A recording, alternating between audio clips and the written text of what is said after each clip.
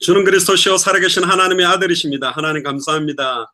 오늘 특별히 예수사랑 서울 소초교회에서 주일 예배를 드리게 하시니 감사합니다. 흩어져 있는 모든 예수사랑교회와 미주 마라나타 미셔널교회 현장을 마음껏 축복하셔서 특별히 오늘 예배가 그냥 예배가 아니라 2000년 전 십자가와 부활로 모든 문제 끝난 사실들을 말씀을 통해서 회복하며 현장에서 말씀이 그대로 성취되어지고 200개 나라와 2000개가 넘는 미전도 부족 국가를 살리는 응답들이 계속 일어나는 역사를 체험하는 최고의 예배가 될 수 있도록 마음껏 축복하여 주옵소서. 아멘. 감사를 드리며 승리하신 주 예수 그리스도 이름으로 기도드리옵나이다. 아멘.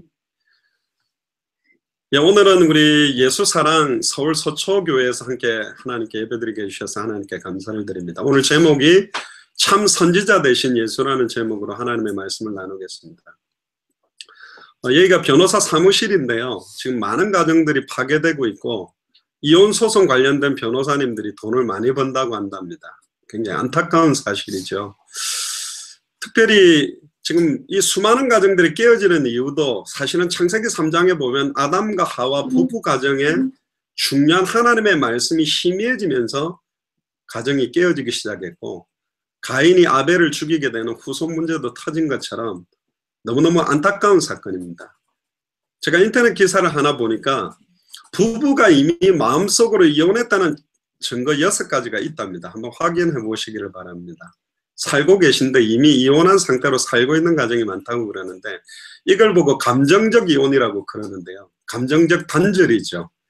이제 같이 사는데 밥도 먹고 부부인데 법적으로는 이제 감정적으로는 이혼 상태라는데 한 6가지로 이렇게 나타난답니다. 첫 번째는 상대방 남편이든 아내가 하는 모든 일에 대해서 계속 혹평을 계속 하는 겁니다. 왜 그 정도밖에 못해? 집안이 왜 이래? 일처리 왜 이래? 왜 이렇게 돈 잘 못 벌어와? 막 이렇게. 두 번째는 이제 벽을 쌓는 게 일상이 되는 거죠. 이제 각방도 쓰고 밥도 같이 안 먹게 되고 이제 말도 안 섞고 벽이 계속 생겨나가는 겁니다. 점점 얼굴이 굳어지는 분들이 계신데 세 번째, 당신이 어떤 일을 마치지 않고 계속 하는데 상대가 계속 짜증을 계속 내는 거예요. 별일도 아닌데 꼬투리를 자꾸 잡아서 짜증을 낸다. 그리고 네 번째는 예전에는 애교도 좀 부리고 장난도 치고 이렇게 했는데 애교는 사라진 지 2000년 전이고 장난도 뭐 없어졌고 소위 말하면 웃는 게 아니고 사는 게 아니고 살아도 죽은 상태로 당신 인생, 내 인생, 내 인생. 그래 이제 의리로 옛날에 산다고 그랬는데 의리도 아니고 자녀를 위해서 산다고 그랬는데 그것도 아니고 요즘 황혼 이혼도 많거든요. 70, 80 됐는데 남은 내 인생이라도 마음껏 내 살고 싶은 대로 좀 살고 싶다. 뭐 이런 경우도 많고. 다섯 번째는 이제 전혀 참을성 자체가 없죠. 그러니까 전혀 아무것도 못 참는 거예요. 말 한마디. 예전에는 뭐 이해도 해주고 이랬는데 모든 것에 대해서 참지 못하고 퉁명스럽게 정죄해버리게 되고 마지막 6번째는 배우자에 대한 불만을 다른 사람들에게 다 털어놓는다는 거죠. 그러니까 다른 사람을 통해서 들으니까 이제 상처가 더 되고 갑자기 무슨 이혼 이야기를 합니까? 신랑 되시는 예수님, 신부 되는 교회가 만나는 정도가 아니라 함께 만나고 누리는 비밀이 사실은 예배의 축복이고 교회의 축복인데 오늘 제목이 참 선지자 되신 예수님입니다. 왜 예수님이 그냥 선지자가 아니라 참 선지자로 오셔야만 되는가? 왜 우리는 하나님을 만나지 아니하면 안 되는가? 왜 우리는 하나님과 함께 해야만 되는가? 이 부분에 대한 답을 오늘 조금 찾으셔야 됩니다. 옛날에도 이런 이야기가 있죠. 군중 속의 고독이다. 엄청나게 많은 사람들과 함께 있는데 자기는 외로운 거예요. 또 풍요 속의 빈곤이다. 옛날에는 뭐 먹고 살 게 없었는데 지금은 마음껏 먹을 것도 먹을 수 있고 살 것도 살 수 있는데 영적으로는 완전 빈곤 상태고 다른 말로 말하면 예배 속에 흑암운동 공허 상태로 머물러 있는 거예요. 찬양 부르고 있는데 흑암운동 공허 허무는 계속되고 기도하는데 흑암운동 공허가 계속되고 있는 상태로 지금 살아가는 겁니다. 그래서 하나님이 하나님과 함께하기 위해서 하나님 만나는 길을 단번에 영원히 열게 하기 위해서 독생자를 이 땅으로 보내주셨습니다. 자, 선지자라는 말이 뭡니까? 보통은 하나님의 부르심을 받아서 하나님의 뜻을 전하는 사람이 선지자다. 뭐 또 구약 성경에는 이 선지자들을 하나님의 사람, 하나님의 거룩한 사람, 그리고 신에 감동된 사람, 선견자 이런 뜻으로도 좀 표현을 해놨는데, 선견자라는 말은 다른 사람이 보지 못하는 걸 보고 식별하는 사람을 선견자라 그러는데, 헬라 성경 원어로 보면 프로페테스라고 말하는데요, 어떤 신의 대변자로 신의 뜻을 사람들에게 해석해주고 자세히 풀어주는 사람들을 선지자라 그럽니다. 근데 성경에서 말하는 선지자는 때로는 자기의 의지와 주변 환경이 말씀하고 상반되는 경우가 있더라도 이 말을 분명히 하면 안 되는데도 불구하고 하나님의 말씀이 임하게 되면 그대로 선포해야만 되는 게 선지자들입니다. 모두 다 괜찮다 그러는데 하나님이 안 괜찮아라고 말해야 된다고 한다면 그대로 전달할 수 있는 사람이 원래는 선지자인데, 그렇게 전달하는 선지자들도 있었고 그대로 하나님의 음성을 전달하지 않는 선지자들도 있었습니다.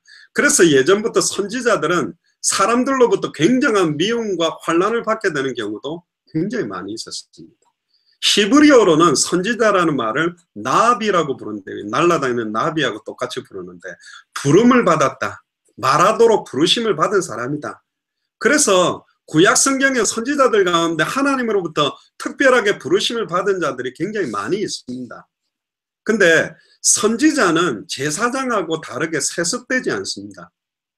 제사장은 레위 족속으로 그 지파 속에 세습되는 형태로 제사장직은 내려갔지만, 선지자직은 세습되는 게 아니라 하나님의 성령이 그 사람에게 임해야 되고 하나님의 기름 부음이 임해야만 쓰임받는 게 선지자직이에요. 그래서 선지자들은 하나님의 뜻을 그 백성들에게 선포할 때 나 자신의 말로 전달하는 것이 아니라 하나님이 전달하는 것처럼 전달해야 되는 게 선지자입니다. 이걸 보고 우리 지난 주간에도 캐리그마, 하나님의 말씀 선포는 하나님의 권위를 갖고서 말하는 식으로 전달해야 되는 거죠. 예를 들면 판사가 판결문을 낭독하거나 판결을 최종적으로 지을 때 선포적 의미로 탁 선언하듯이 그렇게 선포해야 될 사람이 선지자입니다. 이거는 설득을 또 이해를 구하는 게 아닙니다. 결정된 딱 변함없는 진리의 말씀 자체가 선포되는 의미가 선지자들의 의미가 굉장히 녹아있는 겁니다.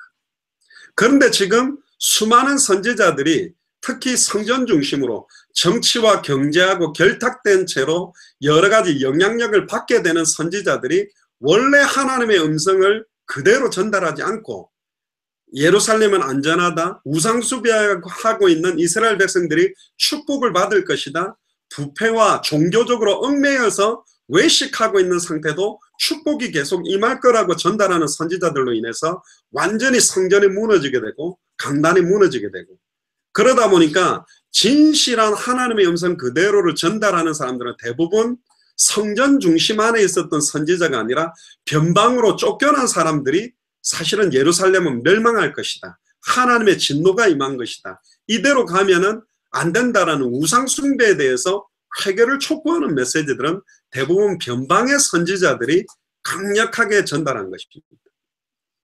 그래서 구약 성경에서 선지자로 불리는 중요한 인물들은 아브라함, 모세, 미리암, 드보라, 사무엘, 엘리야, 엘리사 이런 사람들도 구약의 유명한 선지자라고 칭하는 사람들입니다. 특히 이스라엘이 남북으로 갈라지고 난 다음에 북이스라엘에는 아모스라는 호세아들이 활동을 많이 했고요. 남유다 왕국에서는 이사야, 미가 이런 사람들이 활동을 했습니다. 그래서 구약 성경에 보면 4대 선지자라고 말하는 사람이 이사야, 예레미야, 에스겔, 다니엘 이런 사람을 4대 선지자라고 그러고, 12소 선지자라고 말하는 사람은 호세아, 요엘, 아모스, 오바댜, 요나, 미가, 나움, 하박국, 스바냐, 학개, 스가랴, 말라기. 여러분 여기서 제일 좀 잘 아는 분 중에 하나가 누구냐면 요나죠. 요나는 다시스로 가서 정확하게 다시스로 도망가고 니느웨로 가서 정확한 복음 전해야 되는데 그 복음을 전하지 않고 도망가다가 억지로 전달했는데 니느웨가 회개하는 역사를 보게 된 참 희한한 선지자 중에 한 명이 요나였습니다. 그리고 호세아 잘 아시죠? 아내 고멜이 음란 타락에 빠졌습니다. 하나님, 내가 선지자인데 내 아내가 왜 이 지경입니까? 그때 하나님이 아내를 통해 메시지를 준 건 뭐냐? 그래, 네 아내가 음란 타락에 빠지니까 그렇게 고통스럽냐? 영적으로 가늠하고 있는 이스라엘에게 쳐서 왜 이 복음을 전하지 않고 있냐? 그걸 호세아에게 명령하셨거든요. 그래서 요엘한테는 또 이야기를 하셨죠. 이제는 수많은 선지자, 제사장, 왕이 하나님의 음성을 놓치고 하나님 만나는 길, 죄와 죄에서 해방되는 제사, 또 적들과 싸워 승리하는 하나님의 언약 전달 안 하니 말세 때 요엘서 2장 28절에 모든 육체에다가 이제 말세 때는 성령을 물 붓듯이 부어서 남종이나 여종이나 어린아이나 늙은이나 누구든지 이렇게 세워서 선지자직을 수행하게 만들겠다. 만인 선지자직, 만인 제사장직, 만인 왕직을 수행하겠다라는 것도 이 12 소선지자들에게 하나님의 언약을 계속 주신 거예요. 근데 특히 말라기 때 마지막으로 어떤 것은 구약 성경의 마지막적인 부분으로 전달해 이 말라기가 통해서 하나님의 말씀을 선포하고 난 다음에 신약 성경이 기록되기 전에 약 400년 동안은 하나님이 말씀하지 않았습니다. 이걸 보고 신구약 중간기라고 그러는데 이때가 가장 암울했던 시기예요. 왜 여러분들이 흥암운동 공허 가운데 가장 암울한 느낌 가운데 있는 줄 압니까? 하나님의 음성이 내게 전달되지 않기 때문에. 오늘도 이 예배가 단순하게 한번 예배 드리는 거로 끝나는 것이 아니라 살아계신 하나님이 내게 주신 음성을 못 듣게 될 때 사실은 살아도 사는 게 아니에요. 흑암운동 공허만 계속되는 겁니다. 이 오랜 400년 기간이 흐르고 난 다음에 하나님이 딱 세운 선지자가 누구냐? 바로 세례 요한입니다. 회개하라, 천국이 가까이 왔다. 원색적인 메시지를 선포하고 헤롯 왕에게도 회개를 촉구하는 선지자적 사명을 선포한 사람이 세례 요한이에요. 근데 이 세례 요한은 첩경, 다시 이 오셔야 되는 메시아에 대한 첩경을 평탄케 만드는, 내 뒤에 오시는 이 있다. 나는 물로 세례를 주지만 불과 성령으로 세례 줄 이분이 오면 모든 문제 끝난다. 그 메시아 언약, 그리스도 언약을 강력하게 선포하는 선지자가 누구냐? 바로 세례 요한입니다. 그래서 사람의 아들로 난 사람 중에 이 세례 요한보다 큰 자가 없다 할 만큼 이 세례 요한 자체가 그리스도 첩경을 예비했던 가장 중요한 선지자 중에 한 명이었습니다. 그런데 안타깝게도 구약의 수많은 선지자들이 올바른 하나님의 말씀을 그대로 대언하지 못했습니다. 에스겔서에도 보면 37장에 하나님이 전달하는 말씀 그대로만 대언하면 마른 뼈다귀처럼 완전히 죽어있는 이 마른 뼈다귀는 불신자가 아닙니다. 이스라엘을 말했습니다. 하나님의 백성이 마른 뼈다귀 상태로 영혼이나 생각과 마음과 육신이 완전히 말라 죽어있는 상태에 하나님의 말씀이 전달됐는데 뼈들이 붙고 살이 붙고 힘줄이 가죽이 덮였는데 아직 생기가 들어가지 않았는데 생기가 들어가도록 말씀을 대언했더니 이 생기는 창세기 2장 7절에 아담과 하와를 흙으로 빚으시고 그 코에 생기를 불어넣으시니 생명이 됐다는 그 생기요, 하나님의 감동으로 기록됐다고 말할 때 그 감동의 원어도 이 생기가 들어가는 겁니다. 이 생기는 하나님의 성령, 그리스도의 영, 여호와의 영, 결국 성령의 충만함을 말하는 거죠. 이 성령, 말씀이 육신을 입고 눈에 보이게 오신 말씀이 바로 그리스도예요. 그리스도가 생기의 실체이시거든요. 이 하나님의 말씀이 선포될 때, 예수가 그리스도는 원색의 복음이 밝히 증거될 때만 마른 뼈다귀처럼 죽어있는 영혼이 살아나게 되는데 이걸 대언하는 선지자가 일어나지 못했다. 그래서 지금 교회들이 무너지고 있고, 안타깝게도 제가 여기 서초에 오는데요, 이 서울에서 가장 큰 사랑의 교회가 있더라고요. 그 앞으로 왔는데 그건 뭐 맞은편에요. 무슨 스피커를 켜놓고 막 그 담임 목사님 막 데모하고 지금 이러고 있어요. 너무 아쉽죠. 너무너무 안타깝죠. 너무너무 멋있는 교회고 너무너무 훌륭한 목사님들, 훌륭한 성도님들이 많을 건데 지금 원래의 교회가 가지고 있던 그 사명과 원래 교회가 가지고 있어야 되는 그 내용과 방법과 목표들, 그러니까 엉뚱한 싸움에 지금 다 걸려있는, 진정한 싸움을 하지 못하고 있는 것입니다. 그걸 보는 불신자들이 무슨 생각을 할까 볼 때 너무너무 중요한 걸 지금 다 잃어버려요. 그래서 오늘 참 선지자로 예수님이 오셔야만 되는 겁니다. 아담의 후손이 선지자가 되니까 사람 앞에 서서 하나님의 말씀을 전달하는 거예요. 사람들이 듣기 좋아하는 메시지를 전달하는 거예요. 교회를 떠날까봐 교회에 붙잡아 두기 위한 메시지를 전달하기 시작하는 거예요. 누구나 들어도 좋은 메시지를 전달하기 위해서 몸부림치는 겁니다. 하나님이 원하시는 메시지를 전달하는 선지자들이 일어나지 못하는 거예요. 영혼을 살리는 하나님의 말씀을 전달할 선지자가 없는 거예요. 단번에 영혼이 하나님 만나게 만들 수 있는 원색의 복음을 선포해주는 선지자가 없는 거예요. 그래서 수많은 선지자들이 애통해한 겁니다. 안타까워한 것입니다. 구약에는 선지자들을 통해서만 하나님의 말씀을 전달하게 만들었습니다. 아무나 하나님의 말씀을 전달하게 만들지 않았습니다. 원래 인간은 창세기 1장 27절 28절에 하나님과 장벽 없이 그냥 바로 대화를 나눌 수 있는 영적인 존재였습니다. 선지자가 필요 없어요. 그냥 하나님 그러면 왜? 이러고 바로 대화할 수 있는 게 원래 우리였다니까요. 그런데 하나님의 언약의 말씀을 놓침으로 말미암아 하나님의 영이 떠남으로 하나님과 완전히 단절되어 버렸어요. 하나님과 소통할 수 있는 통로가 없어져 버린 거예요. 다른 말로 말하면 요즘 말로 말하면 스마트폰을 샀는데 아직 서로 소통이 안 되는 겁니다. 전화국에 해가지고 전화번호 등록을 해가지고 핀 넘버가 들어가고 해야 딱 전화를 하면 되는데 전화 통화를 하다가 갑자기 요금을 안 내갖고 전화가 끊어져 버린 거예요. 단절된 거예요. 암만 번호를 누르고 배터리를 충전했지만 이게 뭐가 안 돼요? 이미 끊어져 버린 거예요.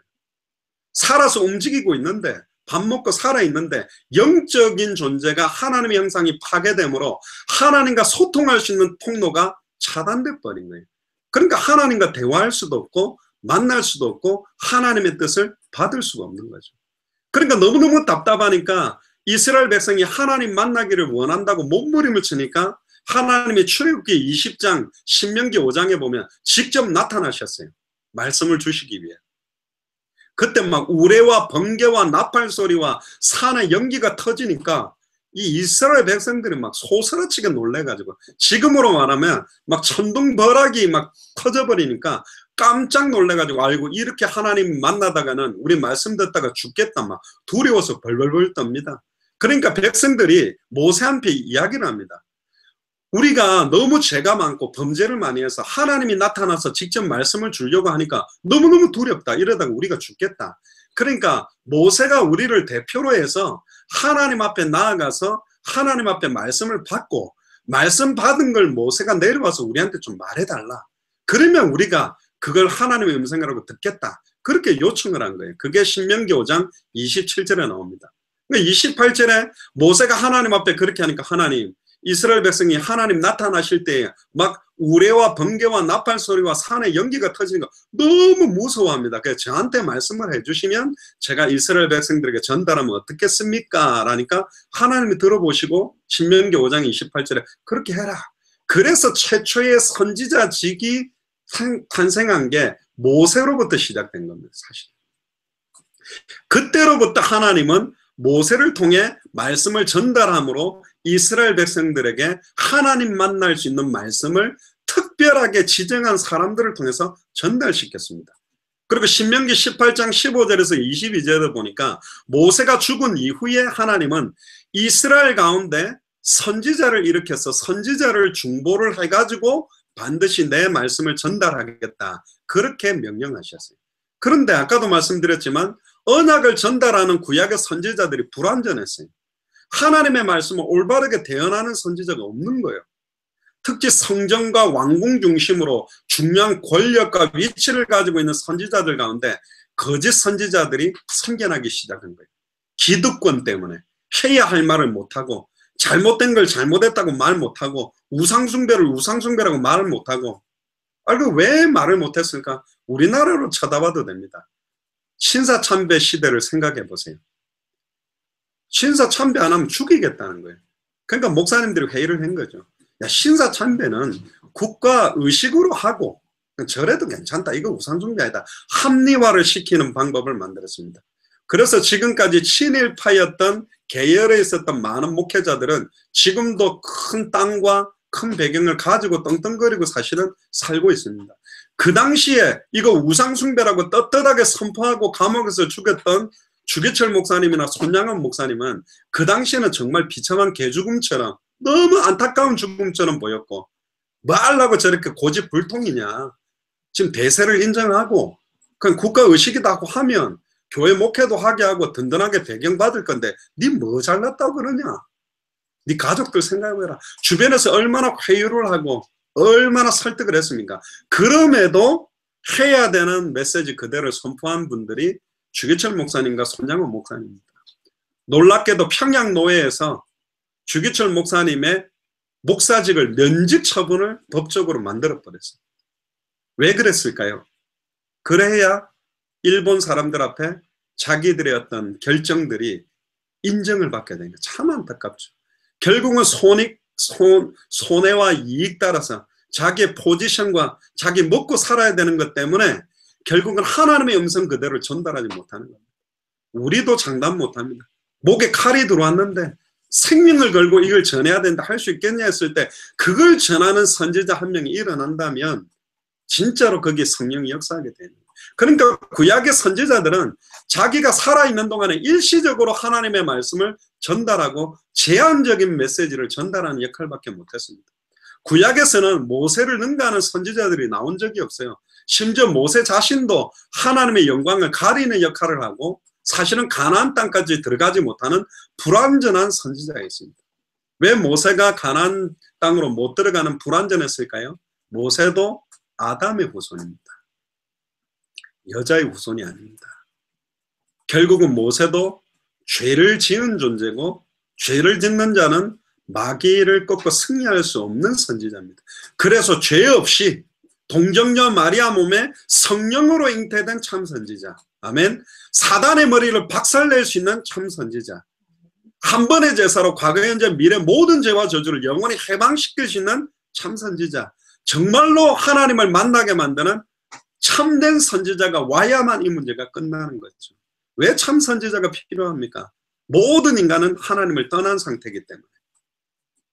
그리고 결국은 이 죄와 저주 재앙에서 빠져나오지 못하기 때문에. 그래서 창세기 3장 24절에도 생명나무의 길이 막혀버렸어요.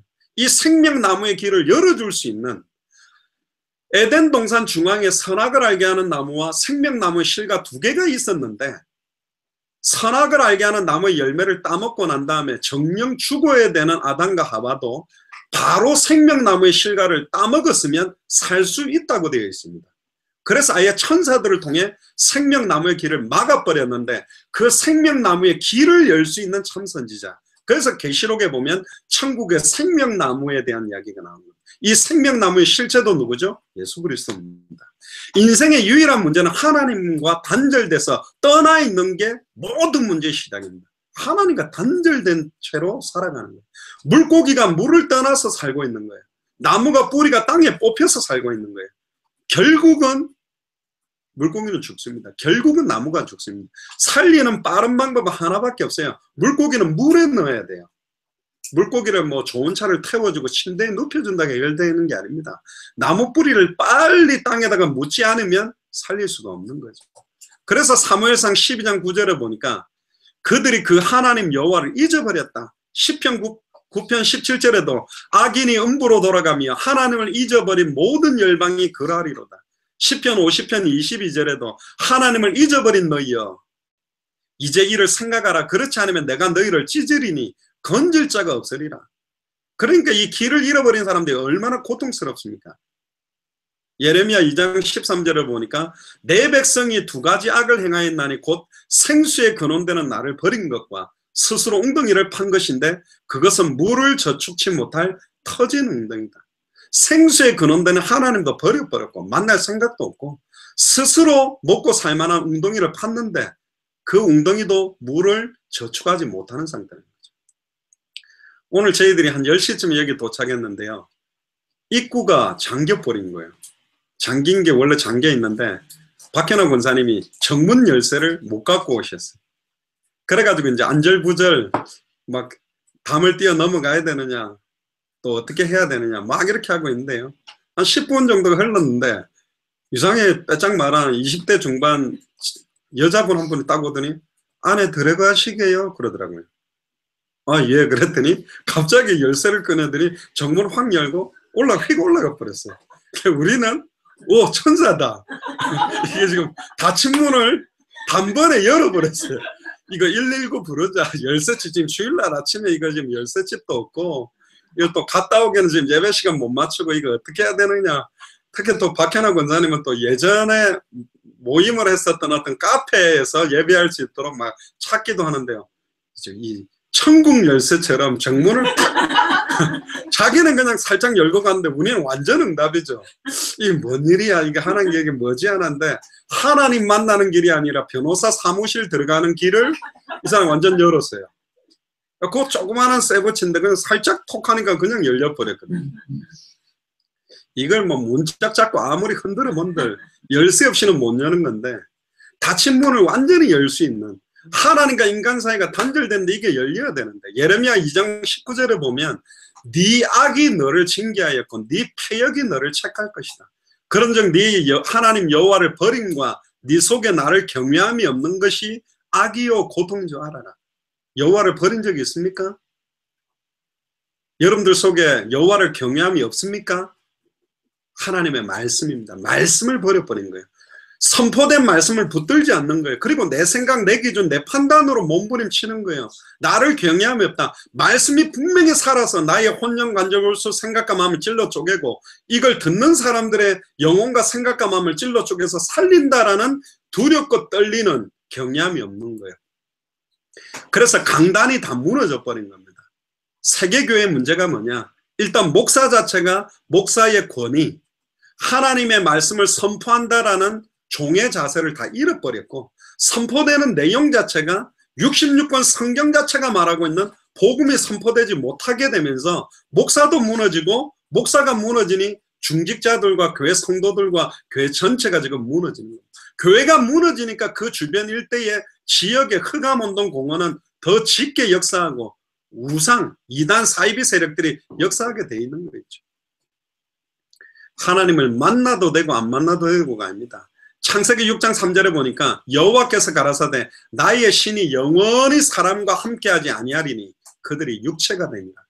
하나님의 말씀을 잃어버리고 떠나니까 육체가 된 거예요. 그러니까 육체의 소욕을 따라 살게 된 게 인간이 되는 겁니다. 그게 네피림 시대가 되죠. 그래서 히브리서 10장 19절 20절에 보니까 그러므로 형제들아 우리가 예수의 피를 힘입어 성소에 들어갈 담력을 얻었나니. 아멘.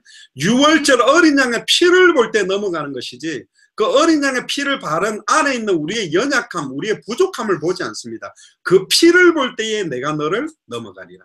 2000년 전 십자가의 보혈로 말미암아 성소에 들어갈 담력을 우리는 얻어버린 거예요. 그 길은 우리를 위하여 휘장 가운데로 열어놓으신 새롭고 산 길이요.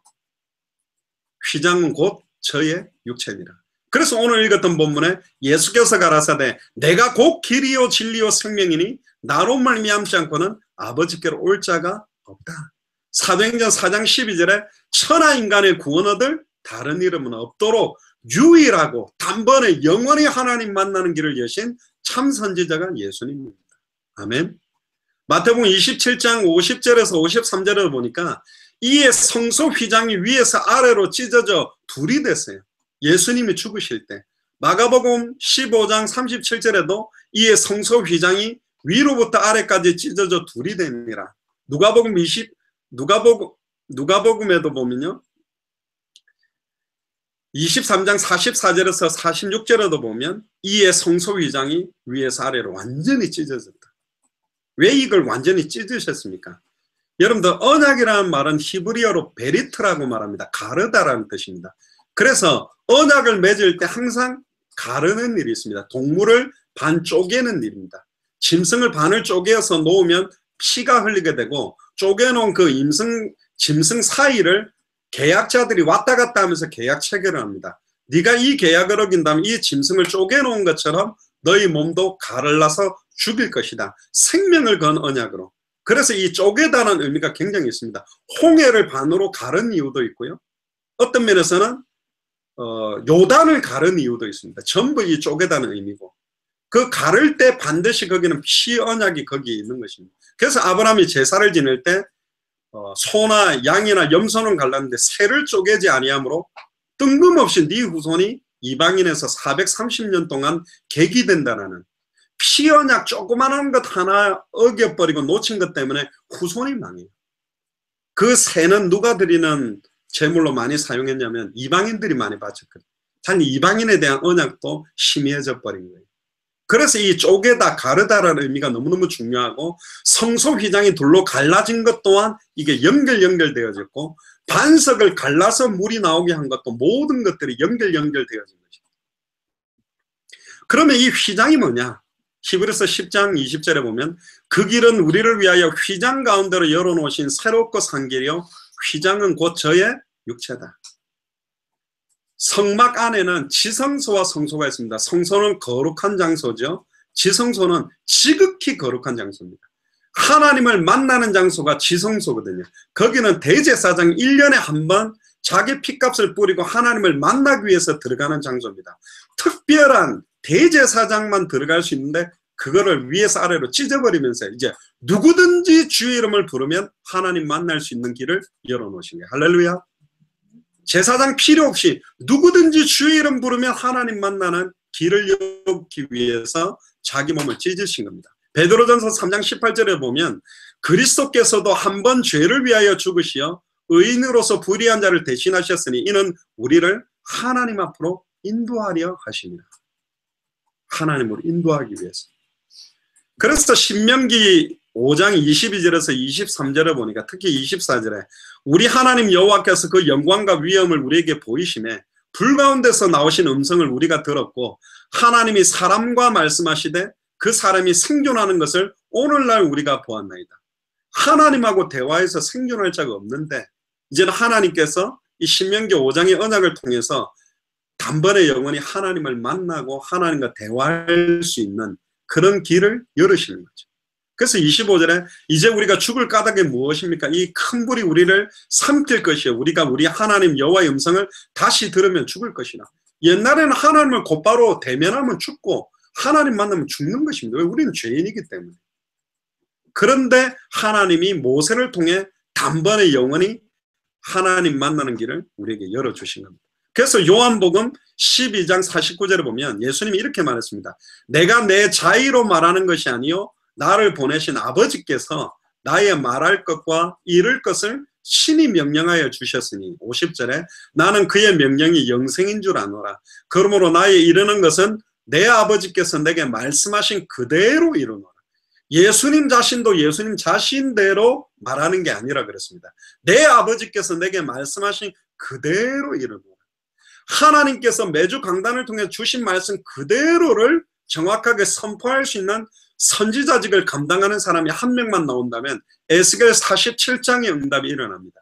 성소 문지방이 흘러나온 물이 흘러 들어가는데 발목을 적시고 무릎을 적시고 허리를 적시고 창이라여 흐르는 강물이 되어 흘러가는데 이 흘러가는 물이 다 흘러가는 곳마다 죽어가던 땅이 소성케 되어지며 살아나고 강가에 어부들이 서며 물고기들이 몰려오게 되고 모든 것들이 살아나는 이 강단 말씀이 흘러 들어가게 만들 수 있는 선지자 한 명이 없냐?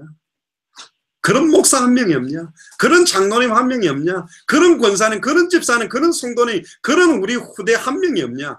한 사람만 일어난다면 살아난다는 거죠. 그래서 요한복음 15장 15절에 이제부터 너희를 종이라 하지 아니하리니 종은 주인의 하는 것을 알지 못한다. 우리는 종이 아닙니다. 너희를 친구라 하였으니 우리는 하나님의 자녀인데 예수님이 또 우리를 친구래요. 너희를 친구라 하였으니 내가 내 아버지께 들은 것을 다 너희에게 알게 하였습니다. 할렐루야. 우리 옛날 복음 찬양에도 예수 나의 좋은 친구 막 그러면서 또 어디는 우리 독생자면 우리는 형제니까 우리의 큰 형님 아니냐. 그러니까 옛날에 저도 들어봤는데 어떤 기도원 같으니 뭐 찬양하는데 뭐 형님 같은 뭐 예수님이라는데 그 조직 통역배도 아니고 형님 이라는 것도 좀 이상한 거예요. 그 정도로 우리는 피조물인데 하나님의 형상으로 창조된 우리 피조물을 살려서 자녀 삼아 주신 정도가 아니라 우리를 피조물인 우리를 자녀라고 해도 아들이다 딸이다 그래도 너무너무 축복인데 우리를 친구라고 그래요. 우리와 함께하기 위해 자기의 원하는 자들을 부르사 자기와 함께 있게 하시고 또 보내사 전도도 하며 귀신을 내어 쫓는 권세를 줘서 모든 족속 천하만민 땅끝에 이 복음 증거됨으로 우리를 살리려고 부르셨다는 너무 은혜 아닙니까? 그래서 요한복음 1장 1절 14절에 태초에 말씀이 계시니라. 이 말씀이 하나님과 함께 계셨는데 이 말씀이 육신을 입고 오셔서 십자가와 부활로 모든 문제 끝내고 지금은 저와 여러분들 안에 계십니다. 요한복음 14장 16절 18절에 보면 내가 아버지께 구하겠으니 그가 또 다른 보혜사를 너희에게 주사. 할렐루야. 또 다른이라는 이 다른은요 똑같은데 다른 거예요. 우리가 담배나 성냥개비나 생수병 여러 가지 보면 똑같은데 다른 것처럼 완전히 다른 게 아니고 사과하고 뭐 자동차하고 다르다 그 다른이 아니라 물병처럼 똑같은데 다르다는 표현으로 이 다른이라는 의미를 썼어요. 다른 보혜사를 너희에게 주사 영원토록 너희와 함께 있게 하시니 저는 진리의 영이라. 세상은 능히 저를 받지 못하나니 이는 저를 보지도 못하고 알지도 못함이라. 그러나 너희는 저를 아나니. 예수 그리스도를 아십니까? 저희는 너희와 함께 거하시며 또 너희 속에 계시겠습니다. 할렐루야. 고린도전서 3장 16절에 너희가 하나님의 성전인 것과 하나님의 성령이 네 안에 있는 것을 왜 알지 못하느냐. 요한복음 14장 18절에 내가 너희를 고아와 같이 버려두지 아니하고 너희에게로 오리라. 성령으로 지금 우리에게 계시고 모든 족속 천하만민 땅끝에 마태복음 24장 14절에 이 천국 복음이 모든 민족에게 증언되기 위하여 온 세상에 전파되면 그제야 끝이 오고 이분이 육체를 갖고 있는 예수 그리스도께서 초소를 예비하고 다시 오시겠다 그랬습니다. 그래서 요한복음 16장 13절에 그러나 진리의 성령이 오시면 그가 너희를 모든 진리 가운데로 인도하시리니 그가 자의로 말하지 않고 오직 듣는 것을 말하시며 장래일을 너희에게 알리시리라. 성령께서도 자의로 말하지 않는데요. 하나님의 음성 그대로를 전달한대요. 그래서 요한복음 14장 26절에 보혜사 곧 아버지께서 내 이름으로 보내실 성령 그가 너희에게 모든 것을 가르치시고 내가 너희에게 말한 모든 것을 생각나게 하시리라. 너무나 귀중하죠.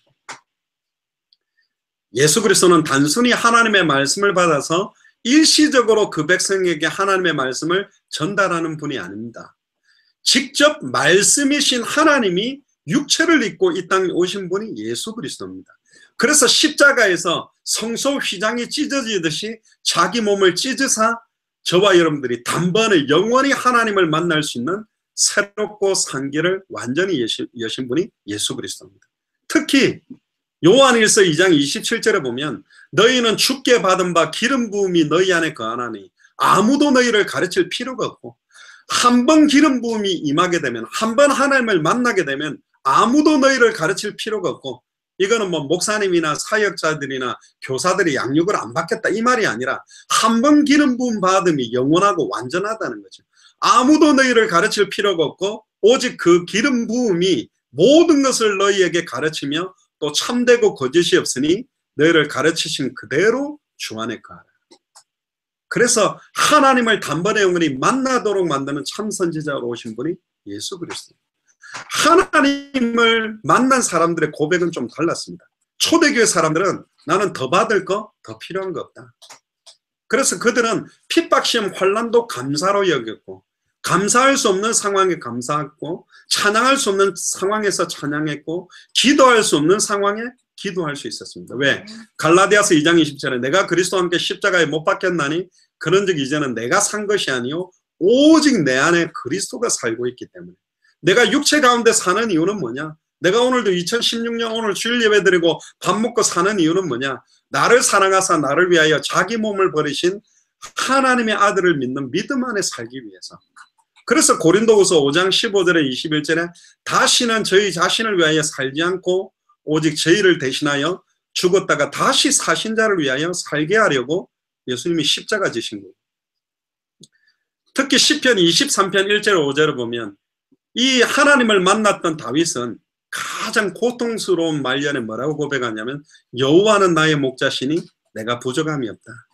내가 사망의 음침한 골짜기로 다닐지라도. 이게 상황이었습니다. 사망의 음침한 골짜기를 다니고 있어요.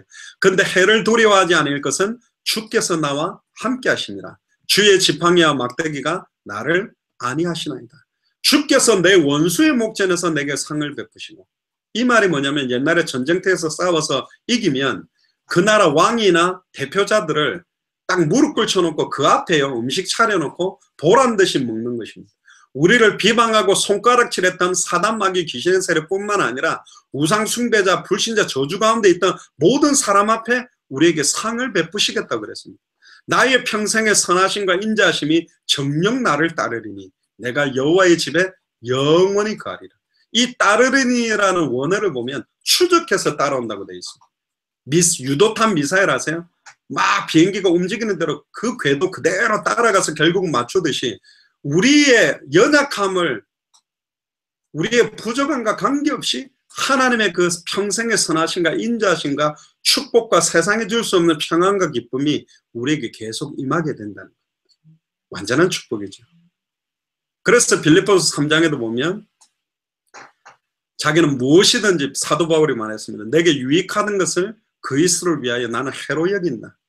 나는 옛날에 내 잘난 거, 좀 잘하던 거 그거 자랑했지만 나는 이제 나의 약한 걸 자랑한다. 내 모든 것을 해로 여김은 내 주 그리스도 예수를 아는 지식이 가장 고상하니까. 내가 그를 위하여 모든 것을 잃어버려도 좋고 배설물로 여기는 이유는 뭐냐? 그리스도를 얻었기 때문에. 할렐루야. 근데 우리는 그리스도를 얻었는데 그리스도는 별로 관심이 없고 예수를 그리스도로 믿으면 모든 거 따라오는데 관심이 많은 거예요. 왜 이게 안 따라오지? 거기에 관심 많은 거죠. 옛날에 어떤 돈 많은 재벌이요 아내하고 이혼하려고 조건으로 딱 하나를 이야기했답니다. 뭐든지 하나만 딱 선택하면 그건 다 주겠다. 땅 달라? 주겠다. 통장 달라? 주겠다. 빌딩 달라? 주겠다. 차 달라? 주겠다. 뭐든지 하나만 선택하면 주겠다 그랬는데 이 여자가 굉장히 현명한 여자라서 나 당신 선택하겠다 그랬어요. 당신 내 거 되면 당신 모든 재산 내 거 되니까. 똑똑하지. 근데 왜 우리가 그리스도로 모든 걸 잃어버리고 배설물로 여길 수 있냐면 그리스도를 얻었기 때문에. 또 그리스도 안에는 모든 지혜, 모든 지식의 보화가 다 있고 하늘과 땅의 모든 것이 통일됐다는 걸 맛본 사람은 그거 그렇게 좋아하지 않습니다.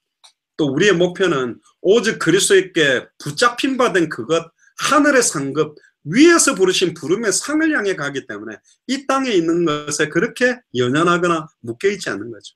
그래서 빌립보서 3장 19절에 저희들의 마침은 멸망이요 저들의 신은 배요. 불신자들은 멸망이고 그들의 믿고 있는 신은 자기 배, 먹고 살고 배부른 건데 그 영광은 저희 부끄러움이 있다. 그들은 땅의 일을 생각하는 자. 그러나 오직 빌립보서 3장 20절에 우리의 시민권은 하늘에 있는지라 거기로서 구원하는 자 곧 주 예수 그리스도를 기다리노니. 우리는 이분을 만납니다. 다시 오실 그리스도를 만나는 소망 가지고 200개 나라 2000개가 넘는 미전도 부족 국가에 이 복음을 전하려고 기도하는 거죠.